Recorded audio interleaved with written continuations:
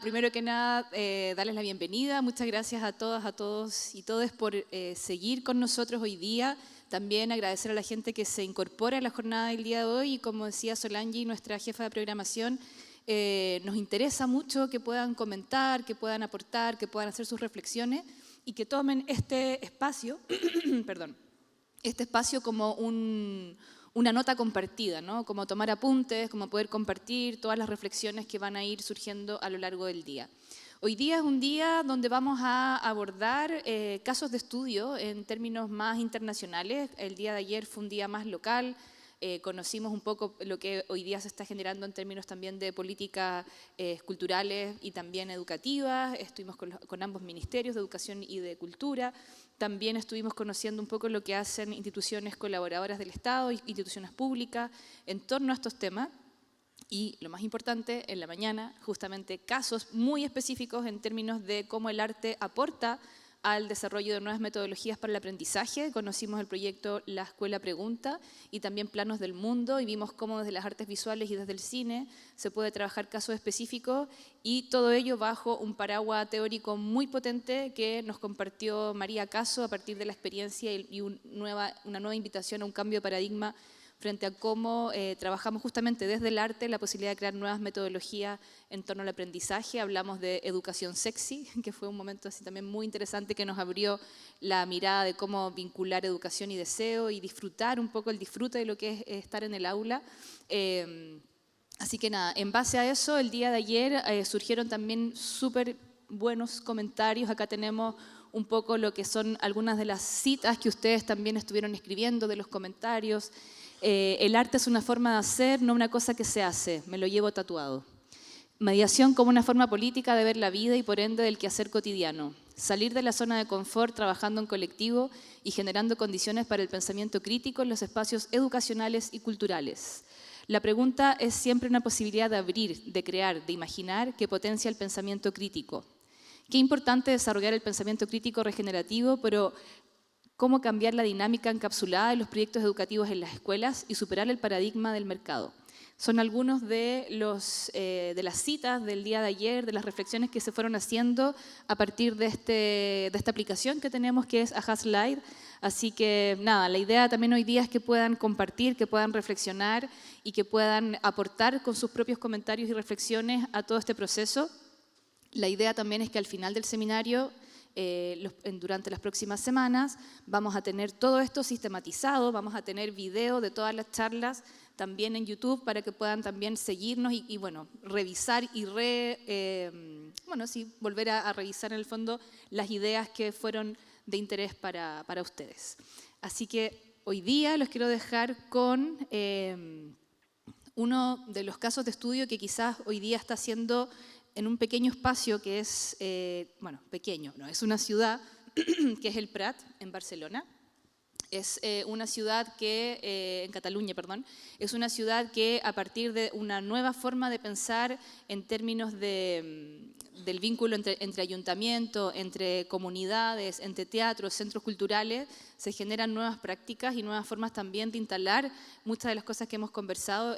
Para mí es un caso de estudio y estamos muy contentos de que Cristina Alonso, codirectora del Teatro La Artesá de Barcelona, esté con nosotros hoy y ella va a ser quien guíe la jornada del día de hoy. Ayer estuve yo un poco haciendo de moderadora y recibiendo a los panelistas.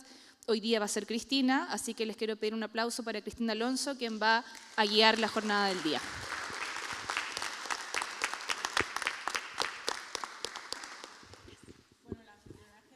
Es maravilloso, intentaremos estar a la altura del día de ayer, que no siempre es fácil, ¿no? María José nos preguntaba que estábamos con una sensación de dormidas, ¿no?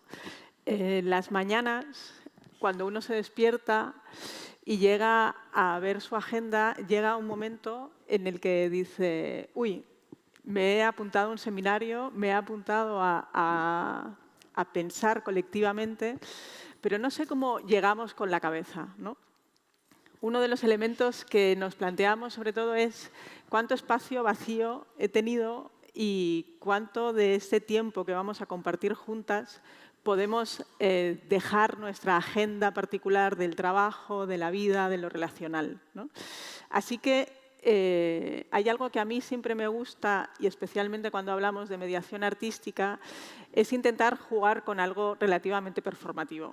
Y así que lo que os voy a pedir juntas es que voy a empezar a contar de 10 a 0 para atrás, y cuando llegue al 0 os pido que cerramos los ojos colectivamente y os voy a leer un texto para que nos sirva como elemento disparador.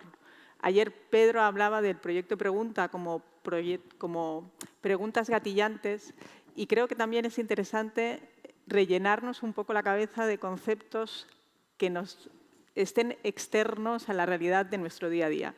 Así que si venís conmigo, empezamos a contar hacia atrás. 10, 9, 8, 7, y vamos bajando la intensidad de la luz.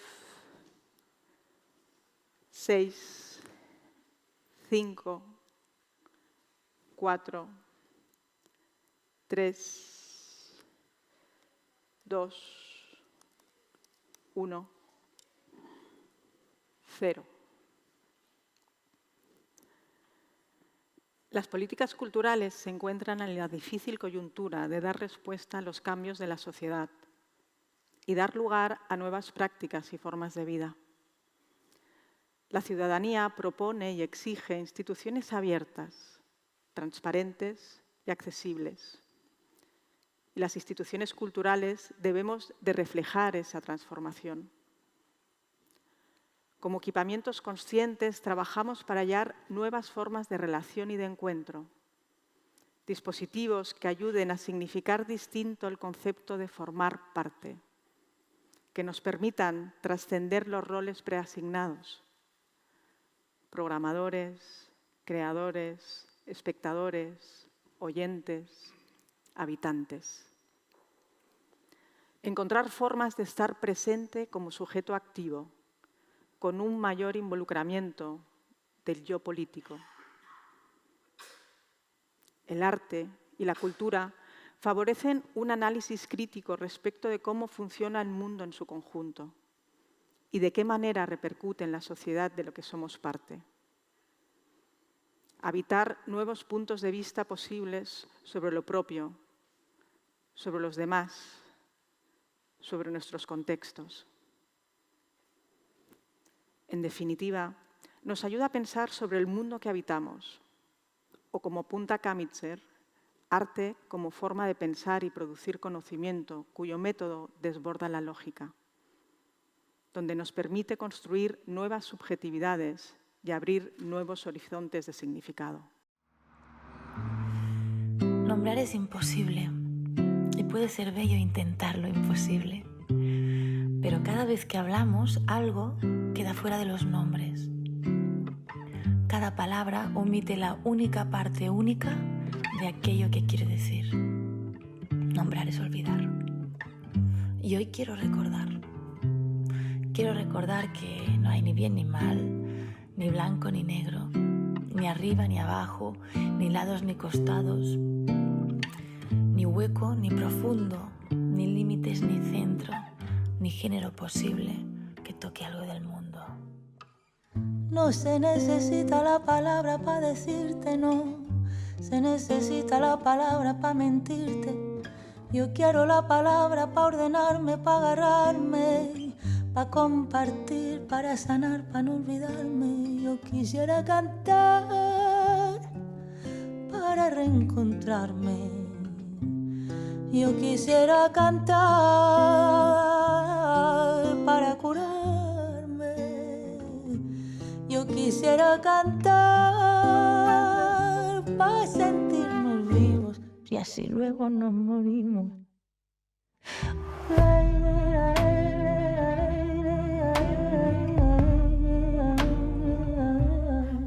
Y con esta imagen que nos deja Silvia Pérez Cruz y este cielo y esta mirada hacia el cielo, vamos a intentar de alguna manera nombrar lo imposible y posiblemente intentar construir nuevos horizontes. En esta idea y en esta charla me gustaría invitar a Silvina Martínez, que es con quien he estado trabajando durante estos 3 años, el proyecto Perceptómetros, y donde sobre todo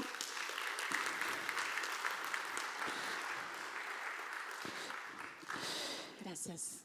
y sobre todo donde hemos estado generando conversaciones. En esas conversaciones y en estos debates es lo que queríamos compartir hoy, mantener una conversación juntas y con vosotras.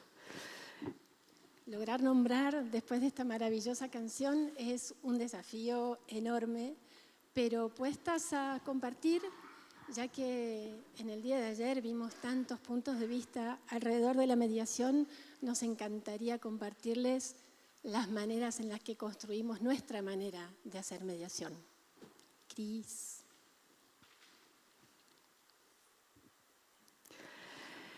Sobre todo nos centramos en, como decía María José, en el que yo vengo de un espacio cultural, concretamente de un teatro.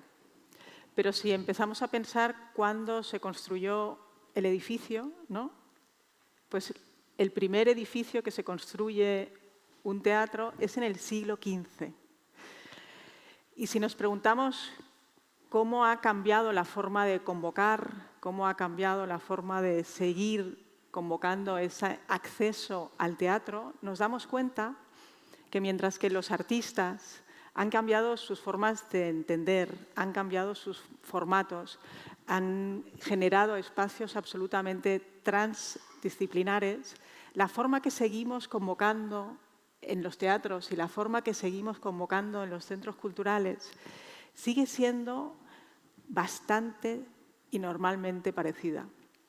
Convocamos a una hora, decidimos cuándo es esa alfombra roja, por qué accesos pueden pasar e invitamos normalmente siempre a este espacio de butacas. Este es un planteamiento en el que nos podríamos preguntar si en el siglo XXI una institución cultural no tiene de repensar cuáles son sus ejes de trabajo, ¿no? Cuál es esa forma de convocar y a quién está generando ese sentir. Hay un autor que se llama Nicolás Barbieri, que viene de Argentina y que es un investigador para mí clave, que hace una referencia súper interesante y que en toda su investigación vincula mucho un paralelismo entre salud, ciencia y cultura, ¿no? Y uno de los elementos que dice es que los de cultura nos llenamos la boca de decir que la cultura es transformadora, pero después somos incapaces de decir en el qué y en el cómo, ¿no? Y dejamos que esa pregunta esté respondida por el propio público, ¿no? por la propia ciudadanía, pero no somos capaces de explicar en qué la cultura es transformadora, ¿no? En España hubo una campaña que no sé si aquí también existió, que es una campaña que se llamó las 5 frutas y verduras saludables para una dieta, ¿no? ¿Cuáles serían nuestras 5 frutas y verduras para que la cultura sea transformadora? Puede ser que sea una pregunta en la que sería interesante en el que cada uno de nosotras que trabajamos en cultura nos las reflexionáramos, ¿no? Hay un elemento clave que es que los teatros han estado encajados dentro de la lógica capital. En esa lógica capital pensamos que estamos absolutamente externas y fuera de esa realidad. Nos hemos hecho unos líos maravillosos en cómo llamar al otro, cómo llamar a las otras, ¿no? Hemos hablado de audiencias, hemos hablado de públicos, hemos hablado de quiénes, ¿no? Y en esa situación de audiencia y de consumo, también el arte se ha vinculado a una forma de vincularse desde el producto y desde instituciones productoras de servicios y de objetos. ¿Cómo desplazar esa situación? ¿Cómo generar otro lugar en el que no estemos tanto situados en la obra producto, sino en el proceso de investigación, es una de las claves que nos gustaría acompañarnos durante esta hora.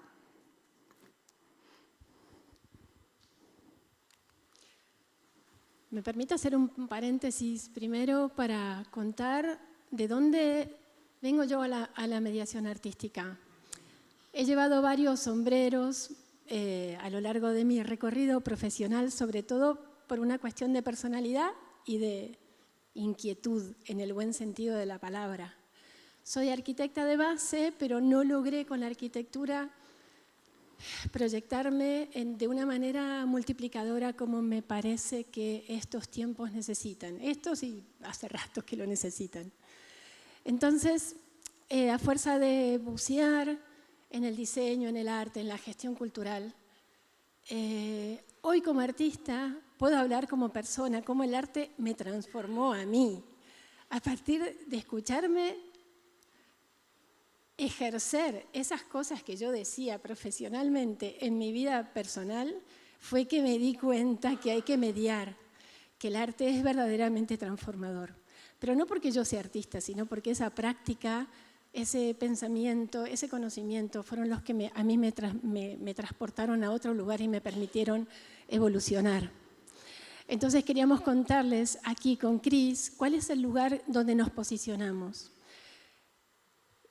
Hay mediación comunitaria, existe la mediación participativa, pero nosotras nos posicionamos en la mediación artística, que es un poco esto que les contaba antes, cómo el arte puede incidir en todas las personas y en todas las comunidades y en todos los grupos también vulnerables a los que queremos atender, que no de manera particular, sino a todas las personas, cómo el arte puede ser verdaderamente un motor de cambio.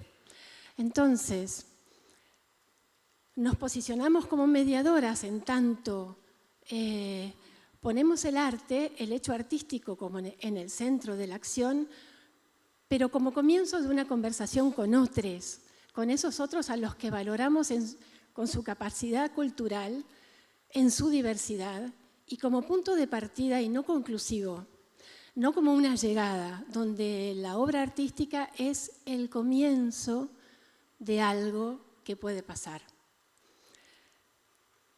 Para nombrar la mediación artística, yo lo que más diría es que es una herramienta política, es una herramienta capaz de generar un cambio a partir de no ser instrumental, sino que ser, hablando de instituciones como las de ustedes, yo no pertenezco a una institución cultural, pero sí trabajo con ustedes y noto que esos espacios donde las instituciones culturales son capaces de promover el encuentro tal que permita apropiarse del pensamiento y del hacer artístico para repensar el espacio común, eso para mí es la mediación artística y sobre eso trabajo y sobre eso trato de crear proyectos artísticos que resuenen ahí. ¿Qué me olvido? Crear nuevos relatos, ese encuentro tiene que resultar en cambiar la narrativa. Eso sí es algo que es urgente. Cambiar la narrativa que nos viene de fuera y no nos representa es algo que el arte es perfecto para hacer, porque el arte, ni hablar en la educación, pero el arte per se es la posibilidad de proyectar eso que no conocemos y proyectar futuros deseables, proyectar imaginarios que puedan resonar en lo común. No trabajamos para atraer audiencias, como decía Cristina, no trabajamos para atraer comunidades. Trabajamos para generar esos espacios de transferencia de conocimiento y de compartir conocimiento para crear algo nuevo. En ese camino, ayer lo hablamos un montón entre todo el equipo de GAM y nos contaba Cristina, bueno, ya tendremos oportunidad de escuchar su experiencia, sus miles de experiencias. El error es algo que hay que abrazar, porque es parte de la investigación y es intrínseco a la investigación. Yo apuntaría una cosa que sí que no la hemos pasado un poquito por encima, que es que entender que la mediación artística no es un traductor y no es una escuela para traducir aquello que pensamos que no va a ser entendido, ¿no? La mediación artística lo que sobre todo permite es, a partir de un punto de partida, crear espacios de diálogo y de construcción para crear nuevas hipótesis de desarrollo. La mediación artística, sobre todo, lo que genera son nuevas oportunidades relacionales que te llevan a nuevos puntos y que, por tanto, es un camino, no es un punto y aparte, sino es un principio relacional. Y este elemento para mí es muy, muy, muy clave, ¿no? Porque venimos de escuelas de espectadores, venimos de formación pensada en que el otro no tiene capacidad para poder traducir y que, por tanto, hay una jerarquía en el conocimiento y una jerarquía en el saber, ¿no? Este posicionamiento creo que nos ha servido y esa situación de traducción ha generado ese estado también de alta y baja cultura, en el que siempre ha de haber alguien, ¿no?, en el que haga de maestro, pero desde una situación de maestro unidireccional y lineal. Este planteamiento de mediación artística sitúa un punto donde situarse, un punto donde partir, y a partir de ese partir, cómo generamos nuevas narrativas, ¿no? Que era un poco lo que estaba planteando de cómo generamos esas nuevas narrativas, es lo que vamos a plantear a lo largo de este rato en poner esos casos prácticos que nos ayuden a establecer los cómo. Porque las palabras parece que las nombramos totalmente todo el mundo igual. Todo el mundo estamos hablando ahora de mediación, ¿no? Y todos pensamos que estamos, ¿no?, cuando se ponen en boga las palabras, las usamos hasta el desgaste, ¿no? Ayer cuando nos íbamos decíamos, al próximo que diga mediación, ¿no?, lo ponemos de cara a la pared. Ya está, por hoy ya hemos hablado bastante ya de mediación, ¿no? Solo quería agregar una llamada, que vamos a ver muchos artistas y colectivos que desarrollan proyectos de mediación, y fíjense cuando los vean como cada uno de ellos tiene un posicionamiento situado, concreto, en su lugar, en su entorno. Eso es lo que permite también entender que la mediación no solamente es multidimensional, sino que además tiene el color de la institución que la lleva adelante y puede tomar miles de maneras, miles de conformaciones. ¿Explicamos? ¿Por qué hablamos de que las instituciones culturales han de bajar de la catedral, ¿no?, de los grandes edificios? ¿Desde dónde planificamos, desde dónde pensamos, desde dónde estamos? Normalmente, siempre, es desde un despacho. ¿Cuántas veces salimos a la calle? ¿Cuántas veces paseamos? ¿Y cuántas veces hablamos, ¿no? Hay una anécdota en la que a mí me pasó en Oporto, si recuerdas, que la estuvimos comentando muchísimo. Es una ciudad en la que a mí me sorprendió increíblemente porque había toda una campaña de comunicación en todos los metros, autobuses, en el que era una silla de butaca de teatro súper identificada, las típicas estas clásicas con terciopelo rojo, ¿no?, como situaba clarísimamente que estaba haciendo una campaña sobre artes escénicas, con un único eslogan: ¿de qué lado de la butaca tú quieres estar? No había ni un logo, era una campaña de ciudad, no había ningún logo, ni una ubicación, ni nada más. Era una pregunta abierta. Me estuvo en la cabeza rebotando esa pregunta durante 5 años, ¿no? Aquellas cosas que a veces vemos no las podemos aplicar. La vida después, durante 5 años, no la podía ubicar ni entender cómo me había a mí impactado esa campaña, ¿no?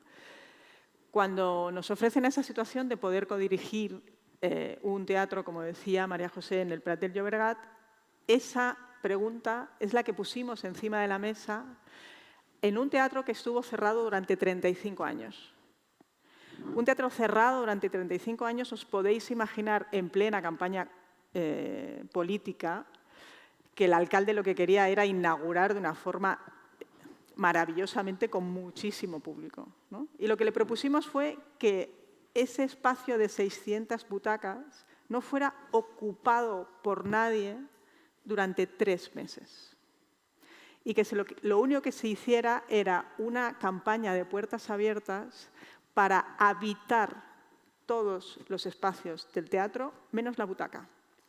Y que esa visita fuera un recorrido para que entraras en el escenario y vieras ese espacio de butaca y ahí sonaba esa frase: ¿de qué lado de la butaca quieres estar? Ese cambio comporta cómo habitamos el teatro, cómo abrimos las puertas, qué accesos generamos y cómo el otro se siente llamado, ¿no? Muchas personas aquí, por aquí, pertenecimos a grupos de estudio liderado por Lala, de Heinzelin, una amiga en común, y ella nos trajo esta metáfora que nos gusta mucho aplicar y nos gusta mucho pensar casi cada día en el que trabajamos, que es la metáfora de la torre y de la plaza.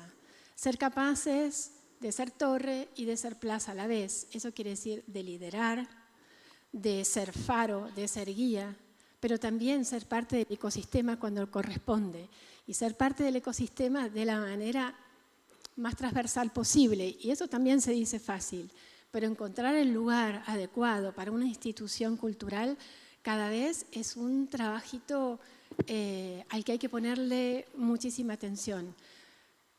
Lo digo también para los artistas. Hoy aquí hay tantos artistas como ayer.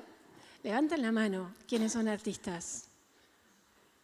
Bueno, un montón. Ahí va. Los artistas también tenemos que ser capaces de bajar del ego cuando es necesario escuchar y ser parte.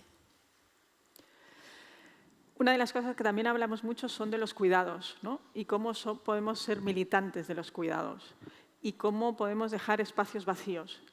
Muchas de las veces toda la parte programática de un centro cultural está totalmente colapsado por la programación que decidimos siempre unos, ¿no? ¿Cómo creamos espacios para que también la ciudadanía pueda formar parte? Pero ¿cómo es ese formar parte, ¿no? Hablamos de organizaciones, hablamos de miradas, hemos hablado mucho de gobernanza participativa. Y ahí hay un debate súper complicado sobre esa gobernanza participativa sobre los contenidos, ¿no? Cómo esos contenidos hay una irresponsabilidad si son 100% delegados, ¿no?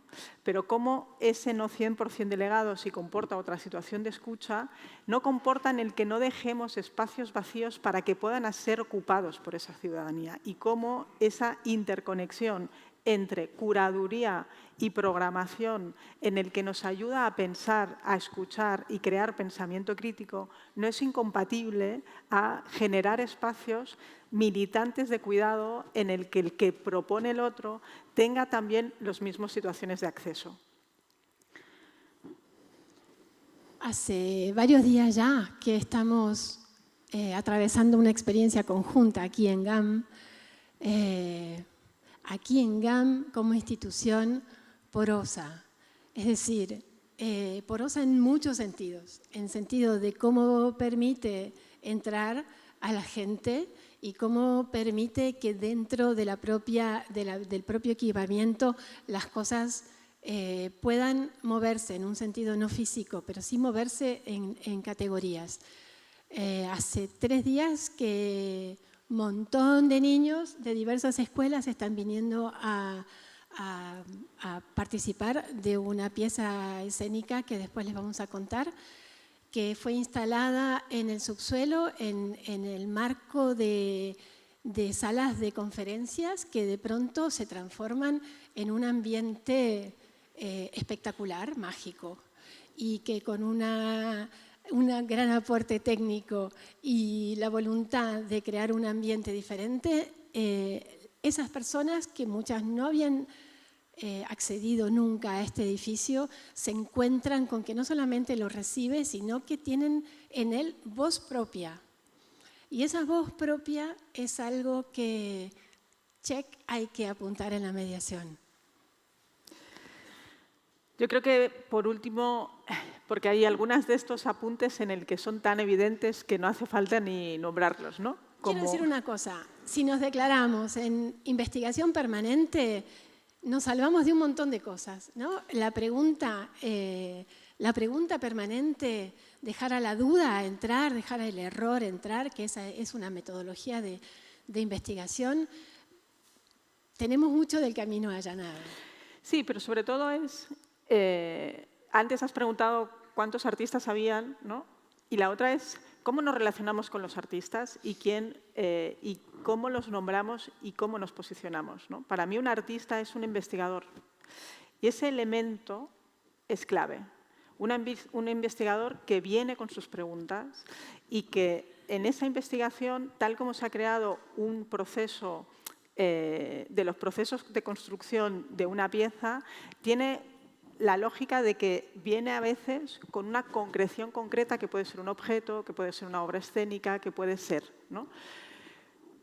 Pero aquí, en esa parte de agentes que no han levantado la mano, que pueden ser gestores culturales y programadores, me pregunto cómo nos relacionamos con los artistas, ¿no? En dos lógicas. Una, en preguntarnos en nuestras instituciones, a partir de la teoría de los 7 pasos, ¿cuántos pasos hay entre tú y el artista? No en el que tú tengas acceso al artista, sino el acceso que tiene el artista hacia ti, y que cuando volvamos a nuestras instituciones preguntemos cuánto de accesibles nosotros somos, ¿no? Y la otra es cómo nos relacionamos con ellos. Si como productores de contenidos, obras, productos, o cómo generamos relaciones y entendemos que el otro es un investigador y que, por tanto, nos preguntamos por su proceso de trabajo, sus investigaciones, sus preguntas y sus metodologías, ¿no? La concreción de la obra es una, pero cómo capitalizamos todo ese conocimiento y todo ese saber. Ese intangible también forma parte de la sostenibilidad en términos de cultura. Cuando hablamos de sostenibilidad, cuando hablamos de ecología, hablamos también de cómo resignificamos las piezas, cómo las volvemos a repensar, cómo volvemos a ellas, ¿no? Sobre todo en términos programáticos y en términos de ciudad, hay como una situación muy complicada en el que los espacios no pueden compartir artistas, en que las piezas no pueden volver a ser visitadas en otros sitios de la ciudad porque ya no son estrenos, porque ya no son obras nuevas, porque ya no estamos. ¿Y cuánto de esa lógica, ¿no?, es una lógica capital de uso, consumo, obra, pregunta, ¿no? ¿Cuánto de eso, sin querer, hemos hecho la filosofía del Kleenex, ¿no? La de usar y tirar, la del ya fue, ya viniste? ¿Cuánto podemos hacer de que ese artista vuelva a venir o vuelva a resignificar esas obras desde otro lugar, ¿no? ¿Qué hacemos con todo ese capital de pensamiento? ¿Cómo nos hacemos cargo? ¿Dónde estamos, ¿no? ¿Cómo rompemos también esa lógica de sujeto, verbo, predicado, ¿no? Esa situación lineal que también ha llevado a todas las producciones a una lógica de constante producir, ¿no? Y en esa lógica de constante producir estamos en una lógica capital, neoliberal, ¿no? También como testigos petrificados de ese hacer. ¿Cómo vamos a parar eso? ¿Cómo nos vamos a situar y cómo vamos a hacer de nuestras instituciones porosas en que nos pongan en otro lugar? Alonso, tenemos que contar los ejemplos porque no llegamos. Bueno, comienzo a contarles. Lugar a Dudas y Mapa Teatro son dos iniciativas de Colombia que Lugar a Dudas es un colectivo independiente que gusta de subvertir ciertos conceptos. Por ejemplo, el programa Oídos en los Talones desarrolla una manera de entender cómo ha sido entrenado el sentido de la vista de manera particular. Y Mapa Teatro son dos hermanos artistas que trabajan con comunidades de manera efímera, significando cuestiones de su realidad. No ponen la atención en el drama, sino que elaboran con ellos resignificaciones que le llaman laboratorios de imaginación social. Los vamos a escuchar ahora en sus propias palabras para entender un poco de qué va su punto de vista. estamos en la otra instalación que se llama Prometeo. Prometeo fue atado por orden de los dioses al Cáucaso. Allí un águila con cabeza de perro comía cada día de su hígado que se reproducía sin cesar. El águila que lo tomaba para un trozo de roca parcialmente comestible, capaz de realizar pequeños movimientos y sobre todo de emitir un canto disonante cuando se lo comía. Ahora Heidi nos lee una adaptación del mito de Prometeo, encadenado, y nos habla de la relación de este texto con los habitantes del barrio Santa Inés de Bogotá. El texto que acabo de leer es el texto de Heiner Müller. Fue el mito sobre el que trabajamos con 12 antiguos habitantes del barrio. No trabajamos el mito como un puente de conexión de la fantasía, de la imaginación social. No trabajamos ni nos interesó en ningún momento la situación real de desalojo o no desalojo, sino la subjetividad del mito de Prometeo. Estuvimos leyéndolo, trabajándolo con ellos en las ruinas del barrio, registrando las ruinas del barrio, la demolición del barrio, y la construcción en su lugar del Parque Tercer Milenio. Pero fue el puente de exploración, de comunicación, de poesía, fue y ha sido siempre el mito. No sé si se entiende bien porque la entrevista era en la calle y tiene mucho ruido de fondo. Una comunidad estaba sufriendo el desalojo de sus casas porque iban a ser demolidas para hacer otra cosa. Y hicieron un trabajo con 12 de esos antiguos ocupantes a través del mito de Prometeo. De nuevo, no centrándose en el drama y en lidiar con eso que les estaba pasando, sino resignificando eso que estaba pasando a través del mito. Volvemos a la diapo. Gracias. Bueno, 1000 metros cuadrados, proyecto Pregunta, la escuela Pregunta. Ayer lo contó increíblemente amorosamente Pedro Sepúlveda por aquí, pero trata de eso. En su práctica desarrollan acciones que activan la reflexión crítica. Para eso exploran distintas formas de intervenir y de ocupar el espacio público. Pedagogías Invisibles forma parte de un colectivo de 4 mujeres en el que formó parte María Caso, y sobre todo lo que han hecho ha sido crear investigaciones en el que ponen en juego aprendizajes y metodologías artísticas para ser habitadas en el aula, ¿no? Las Martínez.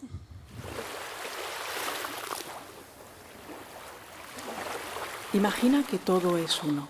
La lengua que hablas, el castellano y esta luz.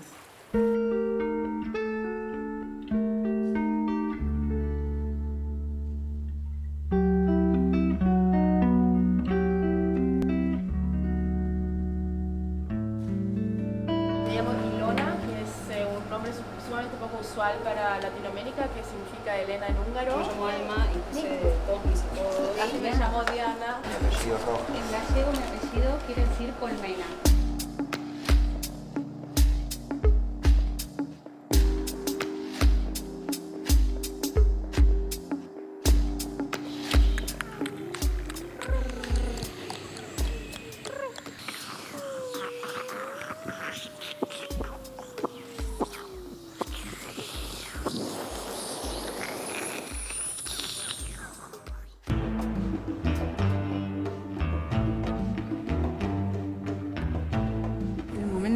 Más importante de mi vida, el nacimiento de mis 2 hijos. Era el día de San Fermín en Pamplona. El momento más feliz de mi vida. Bueno, ahora estoy jugando en un equipo muy bueno y estoy muy contento.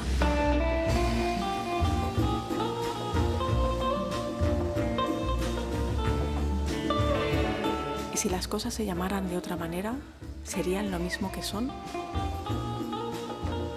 De rocas como estas, quizás fueron desprendiéndose las primeras palabras. Este gesto también podría ser el de abrir bien los ojos. Reconocieron la voz, ¿no? Es que Cris dice tan lindo que la ponemos siempre a hablar. Este es un nuevo dispositivo curatorial que ensayamos en este momento, lo estrenamos en el FIBA de Buenos Aires hace 5 minutos, en marzo. y trata de hacer una convocatoria a artistas cuya investigación nos interesa en particular porque toca temas que nos atraviesan a todos en este momento de manera urgente. Y son artistas que a partir de una obra suya en circulación hacen una distilación, vuelven a su pregunta original y a partir de eso les proponemos desarrollar una experiencia para adolescentes.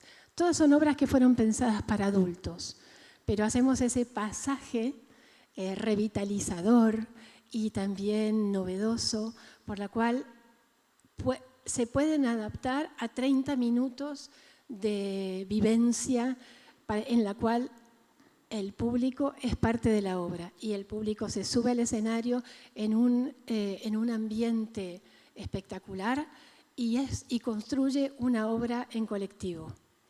De eso va. Roger Bernat es uno de los referentes del teatro relacional en España y sobre todo todas sus obras lo que hace es cuestionar ese lado de la butaca, ¿no?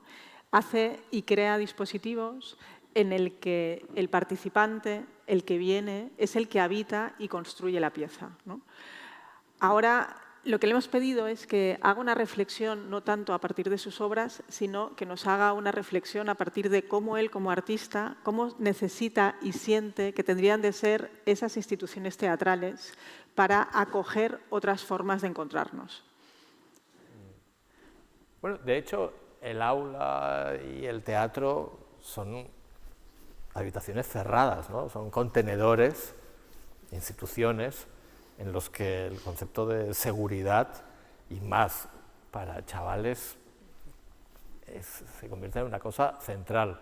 Y esa necesidad de seguridad muchas veces tiende a hacer colapsar las cosas que ocurren ahí dentro. Las cosas tienen tendencia a solidificarse, a cristalizar, y una institución, si no tiene movimiento, si no permite la circulación de las personas, pierde sentido. Entonces, yo creo que tanto en el aula como en el teatro la posibilidad de que el público, los alumnos puedan moverse, puedan interactuar entre ellos y por tanto generar tipos de conocimiento que sean menos verticales y más horizontales, siempre son bienvenidos por parte de los propios usuarios de estas instituciones. Lo que pasa que muchas veces es muy difícil, por nuestra parte, los que trabajamos en instituciones, tomar el riesgo que significa abrir el teatro, no solo el teatro, sino la caja escénica, y dar libertad a los chavales para que se relacionen con el objeto escénico desde su propia intuición. No tenemos tiempo para hacer una clase antes de empezar, no la vamos a hacer al acabar, y ellos solo van a tener unos auriculares con los que más o menos seguir las indicaciones que se les dan, pero con el riesgo de que malinterpreten, tergiversen o pasen del proyecto. Pero yo creo que ahí está el interés de poner en movimiento a los alumnos, al público, dentro de una institución como esta. Y en concreto con la creación, con la consagración de la primavera, ¿qué crees que se mueve, que se sacude, digamos, de esa institución que puede ser el aula y que puede ser que los adolescentes con su escuela digan vamos a ir a un teatro, ¿no? Que hay un montón de capas ahí? Yo creo que lo interesante que tiene esta versión de la consagración es que te permite acercarte a un clásico, como es la pieza de Stravinsky y la coreografía de Pina Bausch, convirtiéndote en una especie de zombie, siendo habitado por un clásico y dejándote llevar con lo conflictivo que es eso, ¿no? Cuando tú de repente te das cuenta que no eres tú mismo, sino que eres otro, y que además eres otro que está bailando una pieza musical que tiene más de 100 años. Tienes 14, 16 años y de repente estás bailando enloquecido una pieza que para el resto de la población es un clásico de la música clásica, ¿no? Y yo creo que esa posibilidad de acercarse no acercarte a un objeto, sino que el objeto se te mete adentro y te habite, creo que te permite luego entender qué es esa música, qué significa bailar, qué significa un espectáculo de danza y ya la última, qué sentido tiene un teatro, porque al final un teatro debería ser el lugar donde se puede decir o puede ocurrir cualquier cosa. Y muchas veces cuando vamos al teatro nos damos cuenta que está lejísimos esa posibilidad de que pudiera ocurrir cualquier cosa, porque se abre el telón, empieza la función y ya sabes lo que va a pasar dentro de 1 hora y media. Y yo creo que para un público que no tiene la costumbre de ir al teatro, entender que un teatro es un espacio de libertad y a veces incluso de una libertad malentendida, porque aquí lo que nos dedicamos es a destrozar la consagración de la primavera, creo que es interesante entender que el acercamiento a un clásico no tiene que ser reverencial, sino que están ahí para ser abiertos, desmenuzados y a veces destrozados. Yo me quedaría con esa intención que dice la libertad malentendida, ¿no? ¿Qué significa un teatro? La escuela, señorita. La escuela es un dispositivo que acaba de estrenarse hace muy poquito, en el 2022. Es una plataforma que genera otra manera de entender la escuela y otra manera de transferencia de conocimientos. Es una plataforma abierta en el que es online y lo que hace es compartir metodologías, pensamientos y realidades concretas en cada uno de contextos distintos, pero sobre todo hace a la vez archivo de artistas de Latinoamérica, ¿no? Y pensábamos que es una de las referencias para conocer sobre todo como elemento de trabajo en múltiples capas y en espacios totalmente distintos. Y por ahí vamos también con el proyecto Perceptómetros, que en realidad es el proyecto que engloba lo que hacemos Cristina y yo en conjunto, y va de una investigación que ya lleva 3 años y hemos hecho a través de un método casi científico tratar de entender de qué está compuesto el pensamiento artístico y cómo se puede hacer esa transferencia para que llegue a todas las personas, no a los artistas, no porque quieren ser artistas. En este momento nos estamos dedicando a la educación primaria y en la educación a temprana edad nos resulta tan vital incorporar el pensamiento artístico en complementación con el pensamiento lógico-científico de manera de poder desarrollar esas habilidades que después sirven para ser bombero, médico, lo que fuera. Tenemos unas fotos, es un proyecto que tiene mil capas, imposible contarlo así de pronto, pero tenemos unas fotos en donde se entiende esa transferencia, sobre todo a los docentes, que son quienes finalmente están mediando con los niños, y es la piedra angular de la educación, por supuesto. Sí, en estas imágenes, esto es una práctica que tiene Claudia, ¿cómo se llama? Álvaro Miles y Claudia Mejía. Ellos hablan del Here We Dragons, utilizan a partir de la cartografía de los mapas iniciales, sobre todo en Asia, sobre dragones y cómo esos dragones marcaban algunas fronteras. A partir de ahí utilizan el concepto de fronteras como miedo y hacen todo un trabajo de arte contemporáneo, de artes visuales, vinculado a cartografías. A cartografías en el que pueden ser muros, en el que pueden ser creación de mapas. Y lo que hicimos en este trabajo fue sobre todo no que intervinieran con los chavales directamente, sino transferir la metodología de Here We Dragons, que aparte está en código abierto y colgada, para que los profes de instituto pudieran trabajar ellos directamente en el aula. Con lo cual, muchas de las mediaciones pensamos que ha de ser una transferencia directa al alumnado y nos olvidamos en el que tenemos unas posibilidades maravillosas de trabajar directamente con el profesorado y el profesorado ser el mediador una figura en la que genera un lazo directo entre arte, contemporaneidad y práctica metodológica en el aula, ¿no? Así es. Hay otra experiencia que queríamos poner encima de la mesa que viene de Estados Unidos, porque una de las cosas que también hacemos mucho en esa lógica de la traducción son los posfunciones, ¿no? O el post.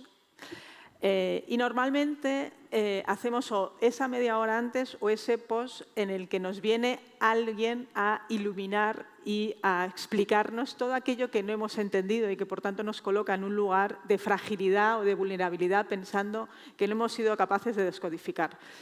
Esta es una experiencia que le llaman la mesa larga, que aparte es una que tiene que ver con una práctica basada en una película de cine, en el que en esa película de cine se genera un trabajo en el que lo que proponen sobre todo es crear otra forma de generar diálogo, ¿no? Otra forma de estar. El dispositivo es un dispositivo que obliga a tener un acto de performatividad, es una mesa larga, con micros, con un papel en el que se puede escribir y hay siempre mesas alrededor. Eso te obliga y te explican cómo funciona el código de juego. No hay un ponente, no hay un maestro de ceremonias, es un trabajo absolutamente horizontal en el que se parte a partir de una pregunta, se parte a partir de una temática. A partir de esa temática, tú has de dar la voz cuando quieres opinar, te has de levantar y sentarte en la mesa, coger el micro y esa amplificación genera un lugar totalmente distinto entre opinar y crear pensamiento. Cuando tú has acabado de tener tu intervención, puede ser ocupado por otra persona o si la mesa está totalmente ocupada, el código es que alguien te toca y te tienes de levantar y salir. Genera un espacio absolutamente de debate y de complementar temáticas a partir de entender que lo puedes vincular a una pieza o a una obra, pero no para subrayar su contenido, sino para llevarnos a otro lugar, ¿no? ¿Cómo creamos espacios de mediación artística que mantengan la performatividad, que mantengan lo artístico en juego, que generen ese lugar entre subir al escenario y no estar siempre en un lugar única y exclusivamente de escucha y de observador? Son para nosotras elementos claves. Después de 3 años de investigar y desarrollar los perceptómetros en España, porque es allá donde encontramos resonancia en diversas instituciones a lo largo y a lo ancho de España, llegó el momento ahora de venirnos para aquí y nos venimos con todo, con el proyecto, con todas las experiencias que Cris nos va a contar, porque van a notar cuánto de intensa está la mediación artística en todas sus dimensiones en España, pero también hace qué poco tiempo eso se detonó y eso es esperanzador. Antes estábamos ayer hablando con Sara de Colombia, que también había venido invitada por el seminario en GAM, y hacíamos un debate sobre la mediación artística en espacios culturales, pero especialmente en espacios escénicos, ¿qué tanto por ciento tiene esa presencia de la lógica de mediación artística? Y decíamos que muy poca, ¿no?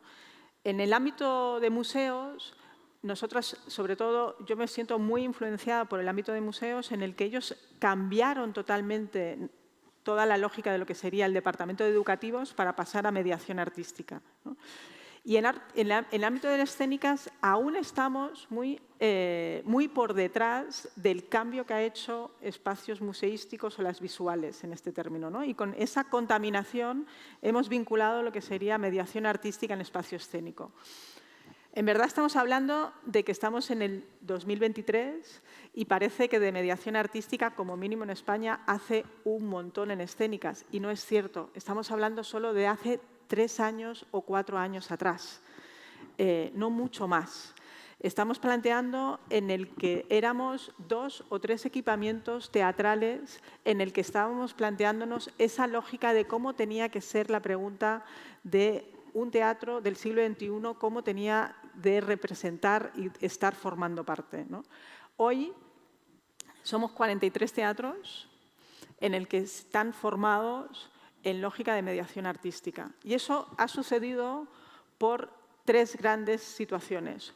Una, porque todas las direcciones artísticas se han planteado que había la necesidad de hacer ese cambio de posicionamiento, que había un cambio de paradigma, que la situación con los públicos no era desde ese lugar, no sabíamos desde dónde, pero que era desde otra forma de estar.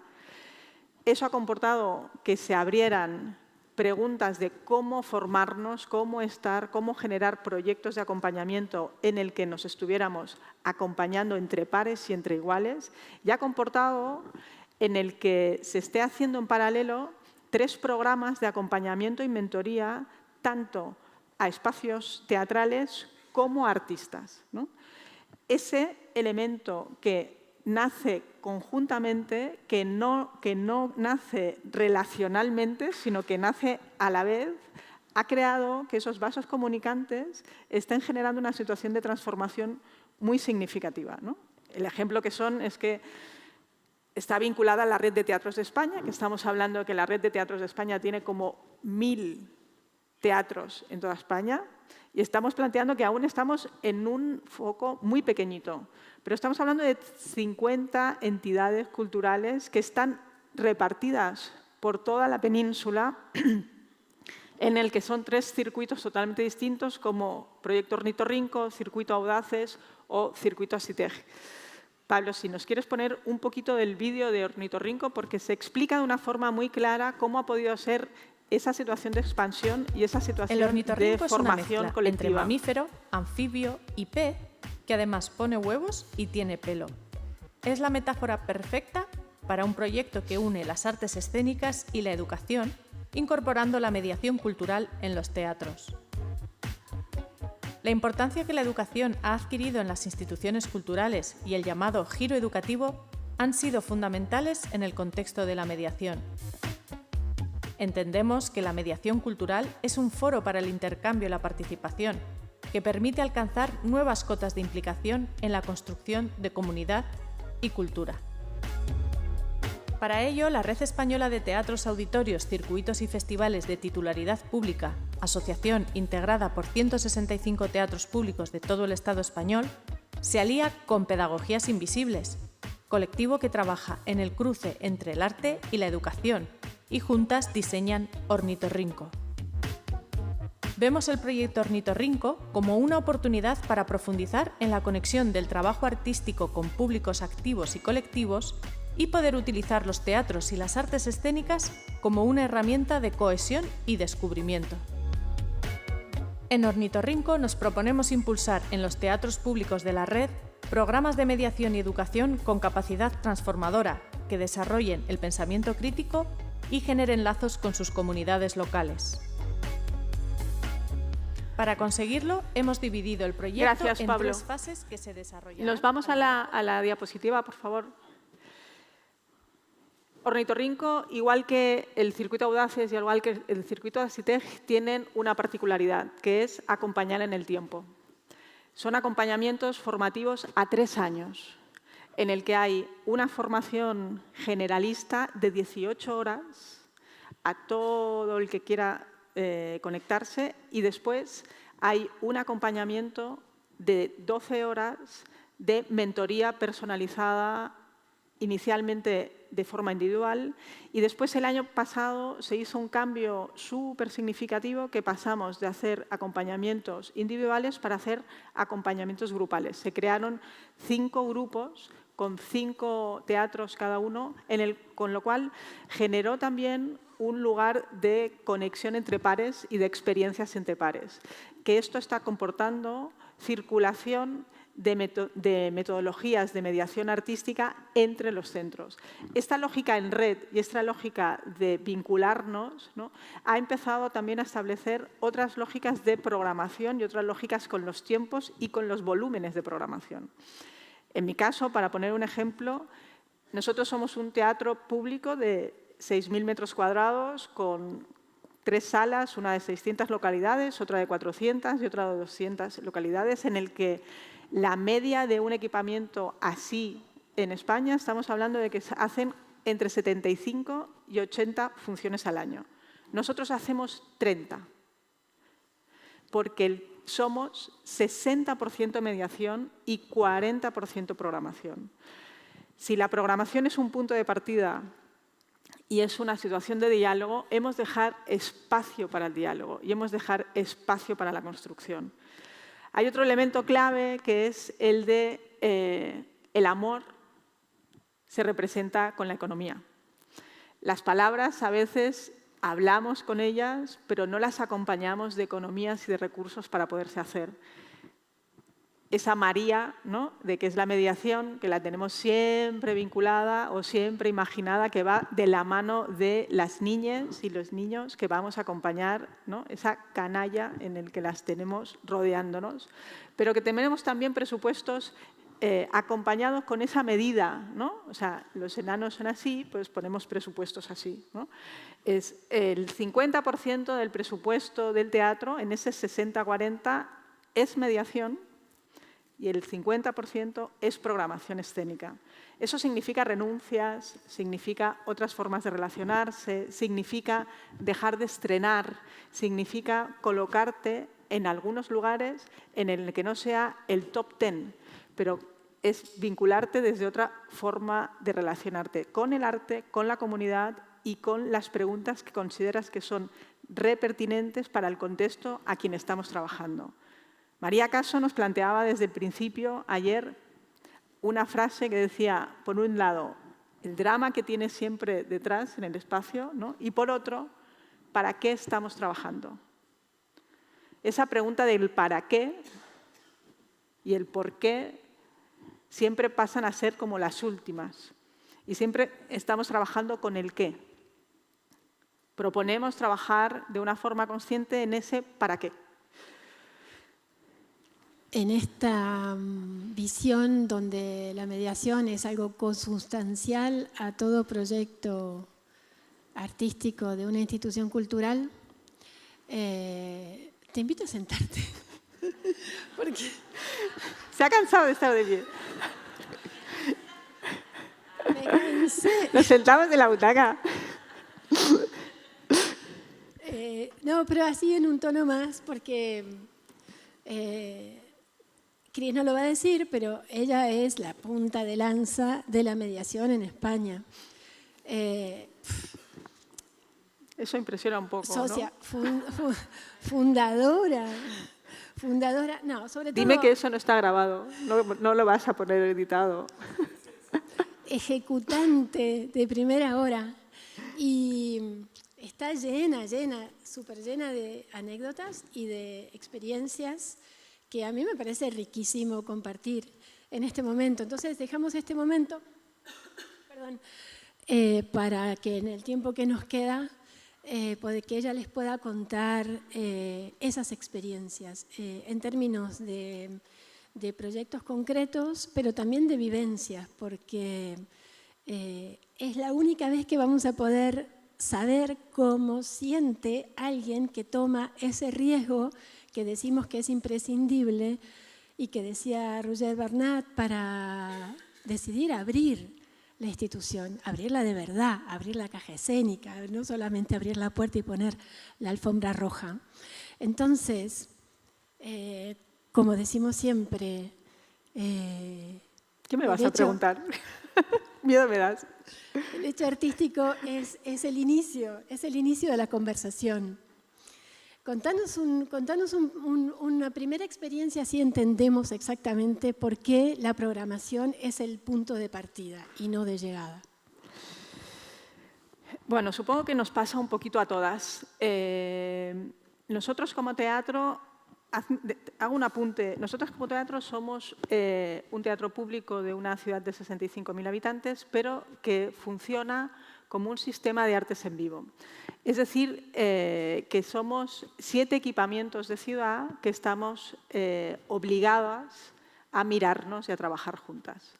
Y hay un eslogan en el que se dice nunca solas, ¿vale? Eso comporta coordinaciones de ciudad, comporta una mirada de querer crear una codirección artística de ciudad, pero eso son toda una serie de trabajos y posibilidades en el que no vienen de la noche al día.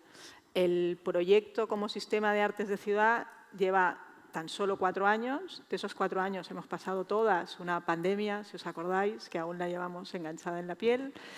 Por tanto, es un proyecto aún muy nuevo, ¿no? En ese hacer hemos creado unas mesas de coordinación con lo que serían no solo los equipamientos del sistema de artes en vivo de la ciudad, sino también con acción social, juventud, salud, ¿no? Y yo no sé si os pasa que estamos súper tematizadas, ¿no? Es como cuando no es el día del avestruz, es el día del el pan de masa madre, y cuando no es el día de la bandera blanca, ¿vale? Con lo cual, todos, cuando estamos en una situación de coordinación, uno de los grandes temas es que te viene tu colega maravilloso y te dice, ¿no tendrás algo sobre bullying, ¿no? O no tendrás algo sobre maltratos, ¿no? Entonces, sin querer, también eso trasciende a los artistas, ¿no? Y de golpe y porrazo nos hemos vuelto con temáticas que están vinculadas a lo social y que están vinculados también a lógicas que para mí son 100% instrumentales y que nos llevan a otro lugar totalmente distinto, que es el, perdón, no me interesa nada el lugar donde me estás llevando, dime cuál es tu pregunta, dime cuál es tu ansiedad, dime cuál es... Y no me instrumentalices como si fuera con un catálogo de servicios, dame de esto, ¿no? Y yo cojo. Os pongo un ejemplo que nos pasó hace 3 meses, no más, ¿vale? En una de esas mesas había una situación de conflicto con jóvenes en el que había una súper preocupación en el que cómo los jóvenes consumen el tiempo libre, cómo en ese consumo hay mucho consumo, cómo hay una situación de ocupación de las plazas, cómo hay una relación de maltrato en términos de género. Bueno, preocupaciones en que podríamos estar absolutamente todas de acuerdo, ¿no? En esa situación de debate lo que hay es, no tendrás una pieza que vaya sobre esto, ¿no? Y así ponemos una vitrina, fotografía y les dejamos clarísimo de qué va esto e instrumentalizamos el mensaje. Le dijimos, no vamos a ir por ahí. Vamos a abordar ese tema, pero no lo vamos a abordar desde como tú lo estás mirando, ¿vale? De la misma manera que hemos dejado de trabajar, y María José lo ponía encima de la mesa ayer, sobre lo que serían los cuadernos pedagógicos. A mí me entra grima, perdón, ¿no? Quiero decir que no compro los cuadernos pedagógicos, no. Mi trabajo es, soy un agente cultural, tengo un conocimiento sobre agente cultural y no hago de traductor del ámbito educativo. Creo que nos hemos equivocado un montón cuando nos hemos trasladado a recoger esa infancia para entrar en sus currículums y ahí nos perdimos todas. Creamos unidades didácticas, creamos cuadernos pedagógicos y nos volvimos maestras de algo que no es nuestra realidad. Malas maestras, porque no sabemos hacerlo. Ahí de golpe y porrazo dijimos, ok, sentamos al equipo, nos sentamos, pensamos, decimos, chicos, nos ponen encima de la mesa esta problemática. Miramos de la programación qué tenemos que le podamos sacar chispa e inventarnos algo que genere otro lugar. Con lo cual partíamos de una premisa de contexto que era joven, ocio, tiempo libre y no regulación. Y teníamos la pieza de Ruggiero Bernat, que es la consagración de la primavera. La consagración de la primavera la teníamos programada para jóvenes, con lo cual lo que hicimos fue, con el equipo de mediación, generar un encuentro para esos jóvenes en el que fueran todos los jóvenes que están vinculados a las artes escénicas de la ciudad en el que no se conocen. Con lo cual generamos un primer encuentro. Pero un primer encuentro en que el punto de partida era la pieza de Roger Bernat, ¿no? Era el punto de empezar a relacionarse, el punto a invadir y formar parte del espacio escénico. Lo que hizo el equipo de mediación es crear una fiesta escénica. Cogimos otra de las salas que tiene el teatro y propusimos un dispositivo disparador donde crear su propia fiesta. Pero una fiesta en el que era con elementos de luces, con todo el equipo técnico del teatro. Una fiesta. En el que estaba en disposición. Perdón, explica que lo programaste dentro del horario escolar, ¿no? Fue un proceso que fue aumentativo. Hicimos dos procesos. Este con Roger Bernat, que lo hacíamos en el ámbito de ocio, con toda la gente que hacía escénicas en la ciudad, y creamos ese encuentro con esa fiesta escénica, y después creamos otro contexto que era Anthropoloops, que lo que hacía era crear un dispositivo tecnológico para samplear canciones, ¿vale? Eso iba a pasar en el teatro. Decidimos no hacerlo en el teatro, contactar con la sala de conciertos de la ciudad, que es la CAPSA, y trasladar toda esa práctica que iba a ser en el teatro en la CAPSA, ¿vale? Ahí se generó una tensión súper interesante porque los chavales tenían entre 12 y 16 años, con lo cual no pueden entrar en una sala de conciertos porque no tienen la edad y está prohibido. Con lo cual se generó una tensión de debate, de mediación con el ayuntamiento, con el permiso, con abrir ese espacio, con generar. Y ese espacio lo que se planteó es que fuera dentro del horario escolar, en horario curricular, en el que hicieran un trabajo de aula en la sala con luz natural. Ellos crearon, la premisa era, elige una canción, de esa canción haz un loop y de ese loop crearon una imagen en el que después generabas todo un dispositivo para que tú pudieras samplearlo, ¿vale? Tú hacías el trabajo a nivel de aula en la sala de música, ¿vale? En la sala de conciertos, y al cabo de 2 semanas proponías que todos los chavales que habían pasado, que eran 7 institutos, que eran 380 chavales, lo escucharan juntos en ese espacio, ¿vale? Ahí tuvimos la suerte que los profes nos dijeron, nos estáis pasando 380 chavales que no se conocen, ¿qué tal si lo fragmentamos? Estaban en total acierto de decirnos, tampoco os vayáis tan a la brava, controlar un poquito, ¿no? Y en esos encuentros lo que se les propuso es, que lo hicimos en viernes y en la última hora del currículum del horario escolar de la escuela, ¿vale? Proponiéndoles que estaríamos abiertos de 5 hasta las 7, que era el horario máximo que habíamos conseguido para tener el permiso, ¿vale? En el que pudieran venir y estar probando y bicheando de forma distinta. ¿Qué queríamos? Queríamos que su primera experiencia, entre comillas, de ocio de noche y de ocio de habitar, fuera en un espacio cómodo, en un espacio seguro y en un espacio de juego y en un espacio positivo. No queríamos entrar en el drama, queríamos entrar en la experiencia positiva del encuentro. Y les dijimos a la gente de Acción Social y de Juventud que no estaban invitados a la fiesta. Que si querían estar en la fiesta, utilizaran los espacios entre, ¿no? No vamos a hacer un postfunción para charlar sobre qué es este espacio, qué es la sala, vamos a sacralizar esta sala, sino es, encuéntratele por la calle, habla con ellos, explica cómo ha ido, cómo ha sido la experiencia, cómo ha dejado de ser. Pablo, si nos pones el enlace de Anthropoloops, ¿qué nos pasó? A partir de ahí, no teníamos eso se construyó en 3 semanas. Una de las cosas que no hemos apuntado para mí de forma clara es que la mediación artística obliga a construir a tiempo real.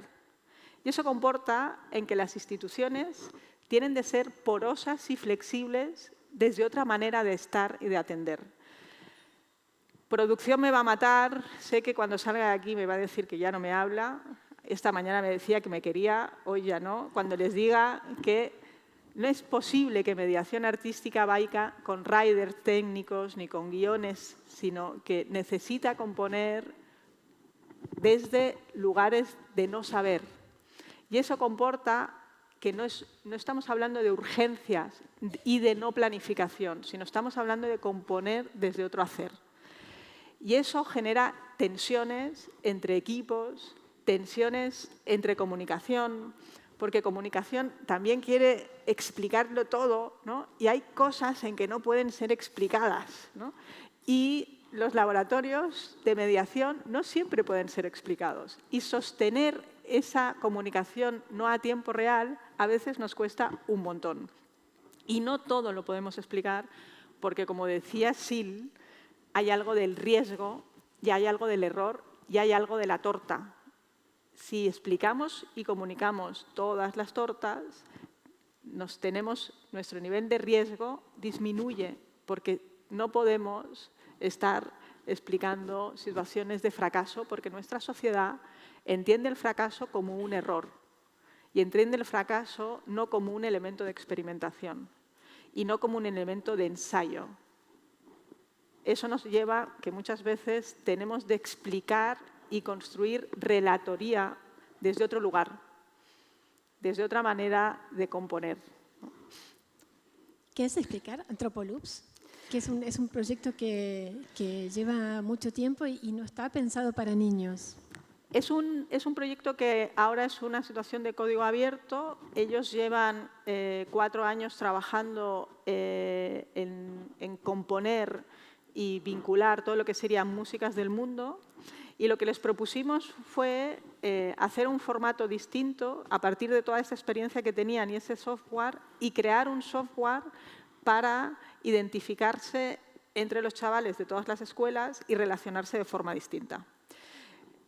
Ahora lo que tenemos son 380 canciones de chavales que están en un loop de 10 segundos y que todas las escuelas tienen acceso a este loop, a esta plataforma en el que tú te puedes interconectar, ¿no? Pueden crear sus conciertos, puedes crearlo desde tu propia casa, pero sobre todo después nos ha pasado una gran torta como adultos, ¿no? Es como, estábamos convencidos que el 80% de las propuestas serían reggaetón. Estábamos convencidos que la fotografía que íbamos a hacer es que habría 5 canciones maestras y chimpum, y todo lo demás sería parecido, ¿vale? La gran sorpresa fue que de las 380 propuestas de los chavales, solo 3 coincidían, no había reggaetón, y el 70% de las propuestas que nos ponían los chavales, los especialistas de Antropoloops no las conocían, y el equipo de programación del espacio de música tampoco, ¿no? Y entonces, de golpe y porrazo es cuando hablamos de quién es el otro, cuando hablamos de cómo hacemos fotografías, cuando hablamos de quién es un adolescente, damos tantas cosas por hecho que nos ha parecido súper interesante sentarnos con juventud y decirle, mira, esto es un archivo musical de las propuestas que consideran cada uno de los chavales que están atravesadas por la identidad que hoy sienten.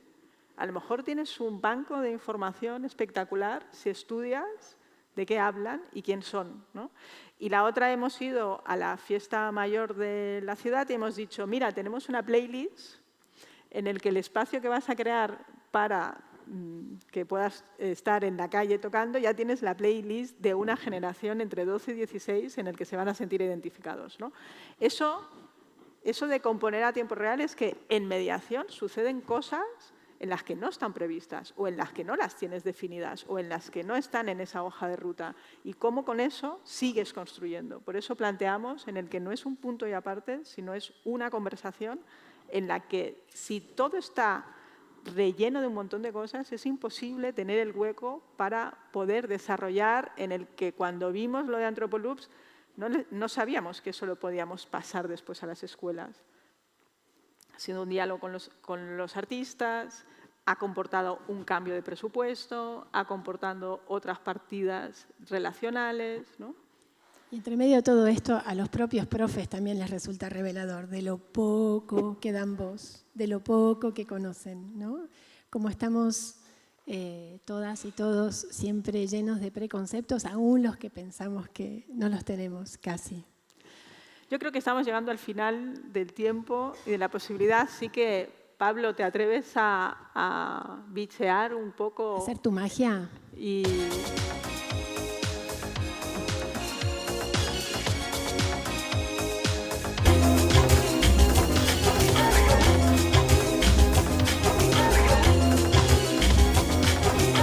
I'll be alright. I'll be alright.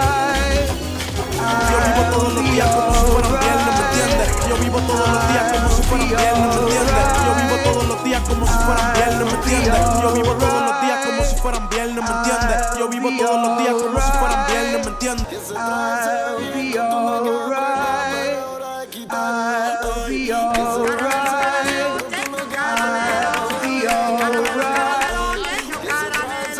Pues yo creo que ha llegado Pablo, creo que ha llegado el momento de la pausa café. Hasta aquí hemos intentado hacer un recorrido sobre mediación artística y desde una lógica de despuntes.